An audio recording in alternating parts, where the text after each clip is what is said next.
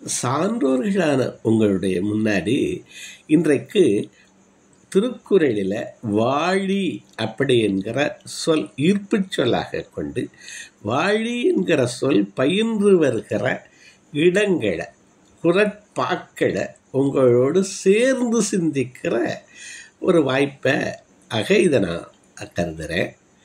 முதலிலே வாழ் அப்படிங்கிற சொல் அடிப்படை சொல்லை வச்சு பார்க்குற போது 59 இடங்களில் வருது. வாழ்க்கை அப்படிங்கிறத முதல் இதை நிகழ்வாக நான் வச்சுருந்தேன். அந்த வாழ்க்கைக்கு அப்புறம் வாழி அப்படிங்கிற சொல்ல நம்ம அடுத்த நிகழ்வில் பார்க்கலாம்னு நான் குறிப்பிட்டு மாதிரியாட்ட சொன்னேன். அவரை அன்போடு இசைவு கொடுத்தாரு. அந்த வாழிங்கிற சொல்லு 6 இடங்களில் பயின்று வருகிறோம். வாழி அப்படிங்கிற போது இதில் அந்த வாழ்த்துதல் வியங்கோள் சொல்கிறாங்க. வாழ்த்துதல், பிறரை வாழியோ அப்படின்னா சங்க காலத்தில் நிறைய குறிப்பிடுறாங்க. வாழியோ. நமது திருமதி வேலம்மாள் அவர்கள் சொன்னது மாதிரி திருவாசகத்தில் தட மலர்த்தாள் வாழி, சங்கப்பாடல்கள் பல அம்ம வாழி தோழி, அம்ம வாழி பானை, அம்ம வாழி கேளிர், அப்படியெல்லாம் பல இடங்கள். வாழி யாதன், வாழி அவனி, ஐங்குறுநூறில். இப்போ நம்ம வாழிங்கிற சொல்ல கூட வாழ்கன்னு இப்போ ஆயிடுச்சு. அது வினை முற்றாகவே ஆயிடுச்சு. இந்த வாழி அப்படிங்கிற சொல்லு பல இடங்களில் பல்வேறு குறிப்புகளை தர்றது மாதிரி கையாளப்படுது. இப்போது ஒரு சுந்தரர் தேவாரத்தில் ஒரு வாழ்ந்து போதியோ அப்படிங்கிறார். இந்த கண்ணை பறி கொடுத்துட்டாரு. அந்த கண்ணை தருவதற்காக அவர் ஓணன்காந்தன் ரெடியில் பாடுறாரு. பாடுற போது நீ எனக்கு தரமாட்டியா, உன்னுடைய மனைவியிட்ட சொன்னால் அவள் உன்னையே சேர்ந்தவள், உன்னுடைய பிள்ளைகிட்ட பெரிய பிள்ளைகிட்ட சொன்னால் அவர் வயிறுதாரி, சின்ன பிள்ளை இளம்பிள்ளை, அவன் மூத்தனும் நோயால் இருக்கானான். நீங்கள் எல்லாம் எப்படி அவங்க எனக்காக உனக்கு பரிந்துரை செய்ய போகிறதில்ல, நீ எனக்கு கண்ணத்தல்ல வாழ்ந்து போதியோங்கிறார். அதில் ஒரு குறிப்பு. இது மாதிரி இந்த வாழின்னு நான் இப்போ 6 குறட்பாக்கள் எடுத்துருக்கேன். அதில் சில குறிப்புகள் வாழி நிச்சயமே அதெல்லாம் சொல்கிற போது உன்னை விட இவள் என்னுடைய நான் வீழ்பவள், அவள் மெல்லிய அப்படின்னு சொல்லுகிற போது அதில் அந்த ஒரு சின்ன இகழ்ச்சி குறிப்போ அல்லது ஒரு கம்பேர் பண்ணிட்டு, அதாவது ஒப்பீடு செஞ்சு உன்னை விடமே நீரள் அப்படின்னு சொல்கிற போது அங்கே அந்த வாழிங்கிற சொல்லில் ஒரு குறிப்பு இருப்பதாக காண்கிறார்கள். அது மாதிரி 6 குறட்பாக்களில் இந்த வாழிங்கிற சொல் வருகிறது. முதல் இது 1111. அதை நமது கோ பெரியண்ணன் அவர்கள் சான்றோர் அருமையாக விளக்கியிருக்காங்க. நன்னீரை வாழி அணிச்சமே நின்னினும் மெல்நீரை யாம் வீழ்பவள். மெல்நீரை நல்ல குணமுடைய எம்மால் விரும்பப்படுகிறவள் அப்படின்னு அவை எப்படி உன்னை விட மெல்லியை அப்படின்னு சொன்னாங்க. இதில் பெரியனைய பாராட்டுன்னு சொன்னார். இந்த பாராட்டு யாருக்கு? அந்த பாராட்டு அனிச்சமலர் இருக்கா? அனிச்சமலர் அந்த பாராட்டை வாங்கி எங்கே வைக்க போகுது? இது கூட மனைவிக்கு தான், அதாவது காதலிக்கு தான் உணர்த்துறார். நலம் புனைந்துரைத்தல் காமம் செப்பாது கண்டது மொழிமோ அப்படின்னு சொல்கிற போது எங்கே சொல்கிறாரு? அந்த இவளுடைய கூந்தல் மிக அருமையானது, மனமுடையதுன்னு சொல்லுகிற போது நீ பார்த்த பூவை விடலாம், அதில் இருக்க மனத்தை விடலாம் இது சிறந்ததுங்கிறது அது நலம்புரைந்துரைத்தல் தான். நம்ம அதை கதையாக கொண்டு போகிறோம். அது யாருக்கு சொல்லப்படுகிறது? அங்கே இருக்கிற காதலி நேராக அவளை பாராட்டலை. பாராட்டுதல் எவ்வளவு முக்கியம் என்பதை நமது பெரியண்ண சொன்னாங்க. நேராக அவளை பாராட்டாமல் ஒவ்வொரு கூட இருக்கிற மிகச்சிறந்த பொருட்கள் மேலையெல்லாம் அதை ஏற்றி சொல்லுகிற போது அவளுக்குத்தான் சொல்கிறான், அவள் தான் மகிழப் போகிறாள். அந்த மகிழ்ச்சி பன்மடங்காக திருப்பி வரப்போகுது. ஒரு பெண்ணிடம் ஒன்றை கொடுத்தால் அவள் 100ஆக திருப்பி தருவாளாம். 100ஆக 1000மாக அன்பாக அவர் திருப்பி தரப்போகிறார். அதில் அந்த ஒரு ஒரு விந்து வருகிற போது ஒரு குழந்தையாக அது திரும்பி வருகிறது. ஒரு பதார்த்தம் உணவு கொடுக்கிற போது அது பல வகை பதார்த்தமாக திரும்பி வருகிறது. ஒரு அன்பு தருகிற போது அவ்வளவும் வருது.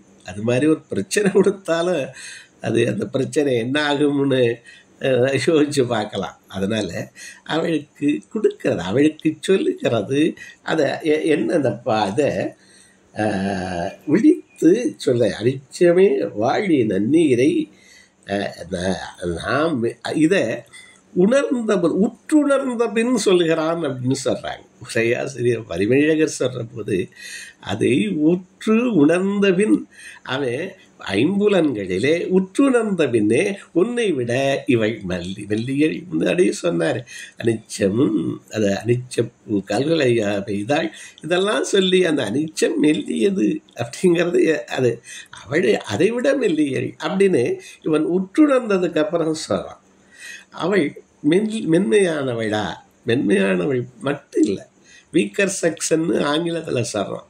இல்லை, அவள் உடம்பு இடை இருக்கோ இல்லையோன்னெலாம் நம்ம சொல்கிறோம். அந்த மனதில் அவள் மிக உறுதியானவள். அதாவது உடம்பு மெல்லியல். அவன் எப்படி தான் தெரியுது? அவன் பிரிஞ்சு போய் கங்குல் வெள்ளம் மாதிரி பிரிவை பற்றி அடுத்த பாடல்லாம் வருது. அவன் பிரிஞ்சு போனதை தாயிக்கிறா, தாய்கிட்ட அந்த இல்லறத்தை தொடர்ந்து நடத்துகிறா, குழந்தைகளை மேலாக்கிறா. அப்படியெல்லாம் இருக்கிற போது ஒரு எதிர்பார விதமாக கணவனுடைய பிரிவில் கைமீனோர்க்கிறாள், பிள்ளைகளை பார்த்துக்கிறாள். அவ்வளவு அவள் ஒரு சேலஞ்ச், வாழ்க்கையில் ஒரு சவால்னு வருகிற போது அவள் ஒரு விஸ்வரூபம் எடுக்கிறாள், அப்படித்தான் பேருருவம் எடுக்கிறாள். அவள் மனம் அவ்வளவு உறுதியானது. இப்போ அது நல்ல அது வாழி நன்னீரை அனிச்சமே நின்னும் மெல்நீரை யாழ்வள். அது அந்த பாராட்டு, அந்த நலம் புனைந்துரைத்தல், பொய்மையும் வாய்மையிடத்தங்கிறது மாதிரி இங்கே புனைந்து உரைக்கிறான். அது எதற்காக? அந்த இல்லறம் மேலும் மேலும் ஒரு நெருக்கமும் ஒரு அழகும், அதில் சிலரே அதன் செவி தலைப்படுவர்னு சொல்லிடுறார். அது சிறப்பதற்காக 1111. அடுத்தது அதை பெரிய நினையாவை அழகாக சொன்னாங்க.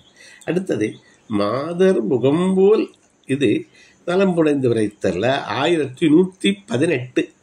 மாதர் முகம்போல் ஒளிவிட வல்லையேல் காதலை வாழிமதி. இங்கே ஒரு சின்ன இகழ்ச்சி குறிப்பு இருக்கு அப்படிங்கிறாரு. அப்போ வாழிமதி இது விழித்து சொல்கிறது தான். அப்போ என்ன சொல்கிறாரு? மறுபுண்டோ மாதர் முகத்து அப்படின்னு 1117 சொல்கிறார். உனக்கு ஒரு சிறிய மறு இருக்கிறது, ஒரு குற்றம் இருக்கிறது, அப்படிலாம் கவிஞர்கள் எவ்வளவோ அதை பாடுறாங்க. இப்போ அவனும் அவளும் அப்படின்னு மிகச்சிறப்பான ஒரு நூலே கவிதையில் நாமக்கல் கவிஞர் ஒரு புதினத்தை கவிதையில் எழுதியிருக்காரு. அவளும் அவனும்ல அதில் பல தான் சொல்லுவார். அவர் சொல்கிறபோது பிறை என முகத்தை சொன்னால் குறைமுகம் இருண்டு போகுங்கிறார். பிறை என முகத்தை ஒன்று சொல்லுவார், சொல்லிக்கிட்டே வருவார். பிறை என முகத்தை சொன்னால் மானனச் சொன்னால் மருழுதல் அவளுக்கு இல்லை, அப்படிலாம் வரிசையாக வரும். இங்கே பிறை என முகத்தை சொன்னால் குறைமுகம் இருண்டு போகும். அது மதி வளரும், தேய்கிறது, அதெல்லாம் இயற்கை நிகழ்வு. ஆனால் இவள் முகம் எப்பொழுதும் அது ஒளி வீசுகிற முகம். அதனால் இதில் இன்னொரு குறிப்பும் இருக்கிறது, அதை பின்னாடி சொல்கிறேன். இன்றைய வாழ்வியலுக்கும் நாம் பொருத்தி பார்க்கணுங்கிறது என்னுடைய காமத்துப்பால். அது என்றைக்கும் அது அவனும் அவளும் கூடி வாழ்வது, அதை பொருத்தி பார்க்கணுங்கிறது என்னுடைய எண்ணம். இப்போ என் காதலியின் முகம் போல ஒளிவிடக்கூடுமாயின் நீயும் என்னால் விரும்பப்படுவாய். ஒளிவிட வல்லையேல் காதலை நானும் உன்னை காதலிப்பேன். ஆனால் நீ அது மாதிரி ஒளி வீசலை, உனக்கு மறு இருக்கிறது அந்த மாதர் முகம் போல், அதாவது என்னுடைய காதலுடைய முகம் போல நீனும் ஒளிவிட்டால் உன்னையும் காதலிப்பேன். அப்ப என்ன சொல்ல வர்றான்? அவளுடைய அழகை புனைந்து உரைக்கிறான். இதில் நான் இதில் வாழ்வியலையும் என்ன சொல்கிறேன், இன்றைக்கும் பெண்களும் சரி ஆண்களும் சரி அந்த உடல் சுத்தம் அதை பேணணும். நிறைய வீடுகளில் சில வீடுகளில் எந்திரிக்கிற போது அழகாக ஒரு தலையை வாரி அதில் ஒரு பொட்டிட்டு உடனே போய் குளிச்சுட்டு வரணுங்கிறது இல்லை.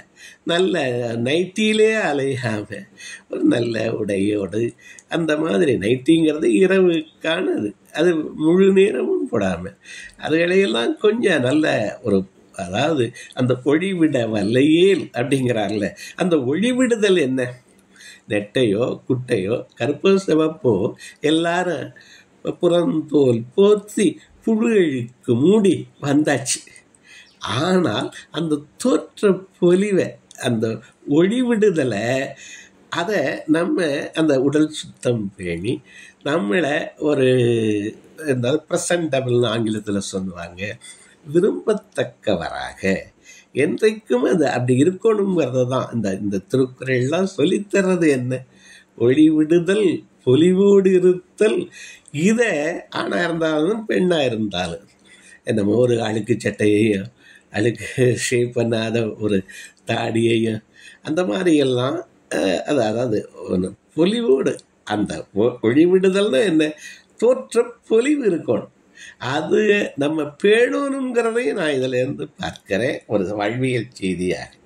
மாதர் முகம்போல் ஒளிவிடவில்லையே, நீ அப்படி ஒளிவிட்டால் காதலை நான் என்னாலே விரும்பப்படுவாய், ஆனால் இல்லையே வாழி மதி அப்படிங்கிறப்ப அந்த சொல்லிலே ஒரு சின்ன இகழ்ச்சி அங்கேயோ, அந்த இகழ்ச்சி யாருக்கு? உயர்ச்சியாக புகழ்ச்சியாக காதலிக்கும் என்று சேருகிறது. 1118. அடுத்தது, விடாது சென்றாரை நினைந்து அவர் புலம்பல். விடாது சென்றாரை 1210. கண்ணினால் காண படாதி வாழி மதி. இது அந்த பாடல்கள் வந்து கொஞ்சம் வித்தியாசப்படுகிறது. சந்திரனே வாழ்வாயாக, எனது மனதை விட்டு நீங்காமல் விடாது, எனது மனதை விட்டு நீங்காமல் பிரிந்து சென்றாரை கண்ணினால் காண படாதி வாழி மதி. படாது அப்படின்னா மறைந்து போகாது, படுதல் படாது, அது அழவடை வேற வருது. கண்ணினால் காண, எதுக்காக நீ மறைந்து போகாமல் இருக்கணும்? நான் கண்ணினால் காண, அத என்னுடைய கண்ணினால் காண, அவன் வருவதை காண. அப்ப நீ அந்த மறைந்து போகாமல் இருன்னு சொல்றா. இது எதுக்கு? ஒரு துணை வேண்டியது இருக்கிறது. அவள் ஆற்றி இருக்கிறாள், ஆற்றி இருக்கவளுக்கு ஒரு பற்றுக்கோடு வேண்டியது இருக்கிறது. அதாவது அந்த ஒளி இருக்கணுமா, இவளுக்கு அந்த தூங்கவே போகிறதில்ல, கண்கள் உறங்கவே போகிறதில்ல. அப்போ ஒரு கண்கள் உறங்காமல் இவ காத்துக்கிட்டு இருக்க போது யாராவது துணைக்கு வேணுமில்ல.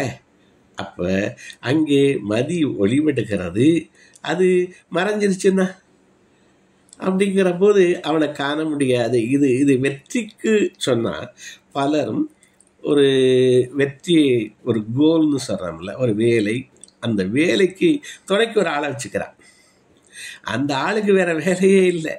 அதாவது இப்போ எங்கள் தாயார் சொல்லுவாங்க, எலிதான் எள்ளு தான் வெயிலில் காயுதுன்னா எலிப்புழுக்க ஏன் காயுதுன்னு கேட்பாங்க. அதாவது கூடவே ஆளுகளை, இப்போவும் இந்த சால்றான்னு சொல்கிறோம், இந்த மாதிரி கூடவே ஆமா போகிறதுக்கெல்லாம் ஆளுகள்லாம் இருக்காங்க. அதாவது இந்த வெற்றியாளர்கள் இந்த மாதிரி ஒரு கூட்டத்தையும் வச்சுக்கிறாங்க. அந்த கூட்டத்தை நீக்கணும்லாம் சொல்கிறோம், இருந்தாலும் அந்த கூட்டம் தானாக சேருது. அப்போ இங்கே அதை இது ஓரளவு தான் அது பொருந்தும், இருந்தாலும் அதை நினச்சி பார்த்தேன். இங்கே இந்த குறளில் அவர் போயிட்டார், ஆனால் என்னுடைய மனதை விட்டு போகலை. நான் அவரை காணணும். காண்பதற்கு அல்லும் பகலும் விழித்திருக்கிறேன். நீ அப்போ சென்றாரை கண்ணிலால் காண நீ இப்போ போயிடாத, படாது, இங்கே என்னோடு கூடவே இருங்கிறா வாழிமதிங்கிறா. அடுத்தது 1221. மாலையோ அல்லை மனந்தார் உயிருண்ணும் வேலை நீ வாழி பொழுது வாழி பொழுது பொழுதே வாழ்வாயாக. பொழுதுக்கு பொழுது என்ன, அது வருது போகுது, அங்கே அது நெவர் எண்டிங் எவர் ஃப்ளோயிங் எட்டர்னிட்டிங்கிறாங்க. நம்ம தான் நடுவில் கோடுகள் போட்டுக்கிட்டே இருக்கான். ஆனால் இந்த அதாவது அது எந்த கோடுகள், தேதி, அதுக்கு வாரம், 24 மணி நேரம்லாம் போடுறோம். ஆனால் இந்த காலையும் மாலையும் நம்ம போடுற கோடு கிடையாது, அது பொழுது.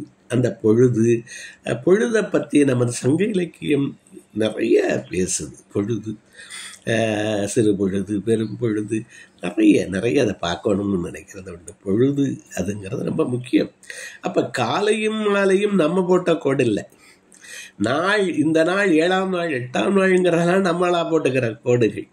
அது ஓடிக்கிட்டே இருக்குது, அந்த நதி ஓடிக்கிட்டே இருக்கு. அப்போ ஆனால் அது காலை மாலை வருகிறது அப்படிங்கிறத நம்ம வச்சுக்குவோம். மணந்து கொண்டவரின் உயிரை குடிக்கும் காலமாக இருக்கிறாய். முன்னால் என்ன பண்ணாரு, முன்னால் வந்தபோது அந்த மாலை இனித்தது. ஆனால் இப்போ மாலை நோயாயிருச்சு. அதனால நீ மாலையோ அல்லை, அது என்ன, கொலைக்களத்தால் ஏதிலார் போல வரும் அப்படியெல்லாம் சொல்ற. அந்த கொலைக்களத்தில் கொல்ல வருகிறவனை போல இங்கே வேலை, உயிருண்ணும் வேலை, அது கொலைக்களம். அதே தான் சொல்றார். மணந்தார் உயிருண்ணும், 2 பேரும் பிரிஞ்சிருக்காங்க. அங்கு உயிரும் இங்கு உடலுமாக இருக்கிறார்கள். அந்த உயிரை உண்ண வருகிறது அந்த மாலை. அதனால இங்கே அந்த குறிப்புகள்லாம் இருக்கு. முன்னாடி என்ன குறிப்பு, முன்னாடி எனக்கு இனித்த மாலை, இன்று அது கொலைக்களமாக இருக்கிறது. அப்படிலாம் ரொம்ப ஒரு நிறைய உளவியலை தொட்டு காட்டுகிற நமது வள்ளுவம். 2 குறட்பாக்கள் தான். அதில் நமது பெருமைக்குரிய வேலம்மாள் அவர்கள் சொல்லிட்டாங்க. புன்கண்ணை வாழி மருகு மாலை எம்கோன் போல் வன்கண்ணதோ நின்துணை. 1222. மயங்கிய மாலை காலமே மருள் மாலை. அது எப்படி மருளாகுது, இரவும் பகலும் சந்திக்கிற நேரம் மயங்கி இருக்கிறது மருள் மாலை. எம்கேள் போல், என்னுடைய காதலன் போல நீனு கொடுமையானவளதானா. வன்கண்ணதோ நின் துணை, உனக்கு அமைந்த துணை உன்னை இப்படி மயங்க விட்டுட்டு ஒளியை இழக்க விட்டுட்டு போயிடுச்சே, உன்னுடைய துணைவனும் என்னுடைய துணைவன் போலத்தான் போல இருக்கு அப்படின்னு கூட்டு சேர்க்கிறா. அதாவது ஒருத்தருக்கு இப்போ நம்ம நிறைய பேர்கிட்ட ஒரு நோய் இருக்குன்னு சொன்னால் எனக்கு அந்த நோய் இருக்குங்கிறாங்க. நம்ம சொல்கிற கால்லாம் ஒரு எரியுது அப்படின்னு சொன்னால் எனக்கு ரொம்ப எரியுதுன்னா அவங்கோட்ட கதையை தான் சொல்கிறாங்க. அப்போ இது மாதிரி சேர்க்கிறது, ஒன்றோடு ஒன்று சேர்க்கிறது மாதிரி. நீனும் உன்கணவனும் விட்டு போயிட்டானா, நீ ஒளி இழந்திருக்கிறாய், நானும் ஒளி இழந்திருக்கிறேன் அப்படிங்கிறதெல்லாம் சொல்கிற போது, எம் காதலை பூரா உன்னுடைய காதலும் இரக்கமில்லாதவரோ, இரக்கமில்லாமல் பிரிகிறான் அவன். இறக்கம் இருக்கிறதுனால தான் பிரிகிறான். முக்கியமான விஷயம், பிரிதல் இரக்கம் இல்லாதனால பிரிகிறான் இல்லை. இவளுடைய வாழ்வு நல்லா இருக்கணும், பிள்ளைகளுடைய வாழ்வு நல்லா இருக்கணும். அப்படி எதற்காக பிரிவு துன்பத்தை பொறுத்துக்கிட்டு மிடில் ஈஸ்ட்லையும் எங்கேயும் வெயில்லையும் எங்கேயும் போயிருக்கா. அது இரக்கமின்மை இல்லை, அது இரக்கத்தினால தான், அக்கறையாக தான் நம்ம பார்க்கணும்னு இருக்கு. நான் இந்த நிறைவு பாடலை சொல்லி அந்த நேரத்துக்குள்ள முடிகிறேன். 1230. அதில் அந்த மாலைக்கு சொல்கிற போது பொருள் மாலையாரை உள்ளி மருள் மாலை.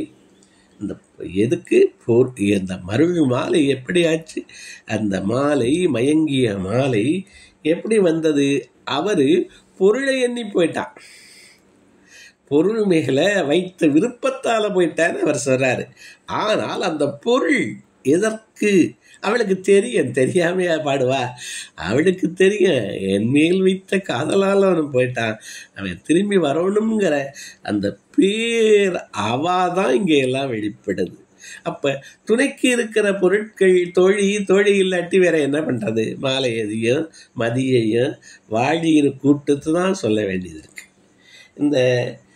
இது 1242, இதுதான் 6வது குறட்பா நான் எடுத்தது.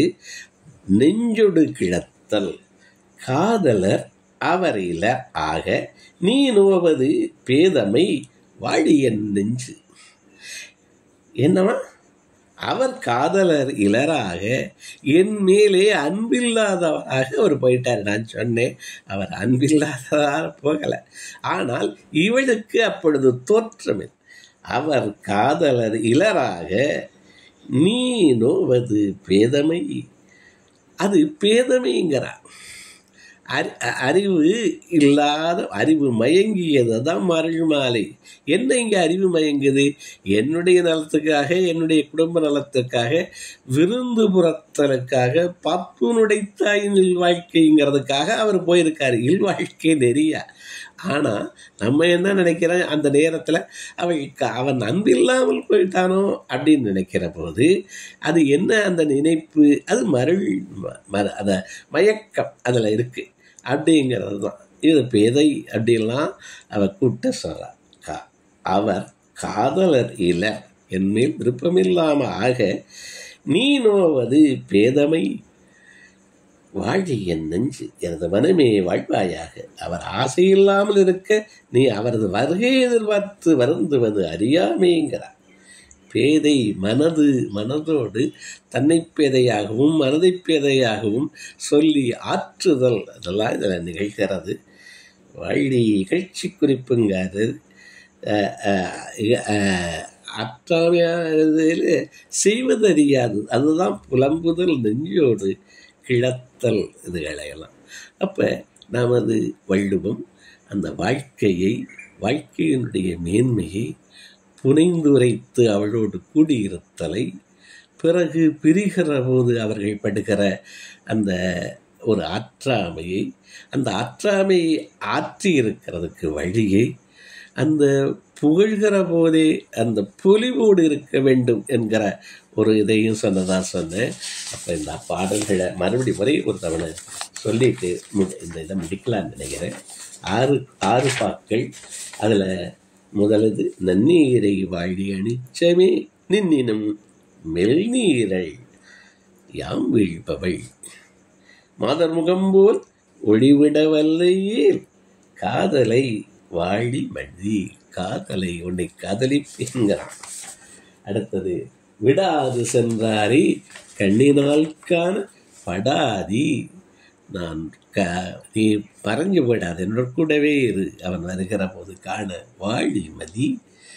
மாலையோ அல்லை மனந்தார் உயிர் உண்ணும் வேலை நீ வாழி பொழுது. புன்கண்ணை வாழி மருள் மாலை எம் கெழிபோல் வன்கண்ணதோ நின் துணை. உன்னுடைய துணையும் என்னுடைய கணவன் துணையும் ஒரு ஒற்றுமையை பார்த்து அதை ஆற்றியிருத்தல். அடுத்தது 1242 காதலர் அவரிலராக நீ நோவது பேதமை வாழியன் நெஞ்சே. இவ்வளவு நேரம் மிக அருமையாக கேட்ட எனது இனிய நண்பர்கள், திருக்குறள் சான்றோர்கள், ஒரு பேரறிவாளர்களான உங்களையெல்லாம் மீண்டும் வணங்கி விடைபெறுகிறேன். நன்றி. திருமிகு மாதனையா குழுவினர். நன்றி. ஐயா அவர்கள் அற்புதமாக 6 திருக்குறள் இருக்கு, அதன் மைய கருத்தை நமக்கு நன்றாக நினைவூட்டி அழகாக உரை நிகழ்த்தி ஐயாவை வாழ்த்து வணங்குகிறோம். நன்றி ஐயா. பின்னூட்டம். முதலில் விஜயலட்சுமி மகாலிங்கம் அம்மா அவர்களை அழைக்கின்றோம்.